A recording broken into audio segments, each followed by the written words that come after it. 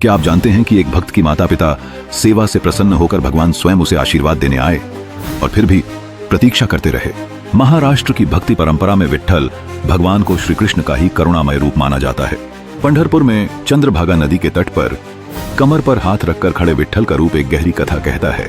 यह कथा है पुंडलिक की, एक साधारण गृहस्थ जिसका सबसे बड़ा धर्म माता पिता की निस्वार्थ सेवा था।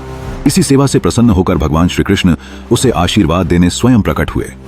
लेकिन उस समय पुंडलिक अपने माता पिता की सेवा में लीन था। उसने भगवान को पहचान कर भी विनम्रता से कहा कि सेवा अधूरी छोड़ना अधर्म होगा। फिर पास पड़ी एक ईंट आगे बढ़ा दी और बोले कि कृपया प्रतीक्षा करें। भगवान मुस्कुराते हुए कमर पर हाथ रखकर उसी ईंट पर खड़े होकर प्रतीक्षा करने लगे। सेवा पूर्ण होने पर पुंडलिक भगवान के चरणों में गिर पड़ा और क्षमा मांगी। तब भगवान ने कहा कि उसने कोई अपराध नहीं किया बल्कि सच्चा धर्म निभाया है और वरदान दिया कि वे इसी स्थान पर इसी रूप में सदा निवास करेंगे।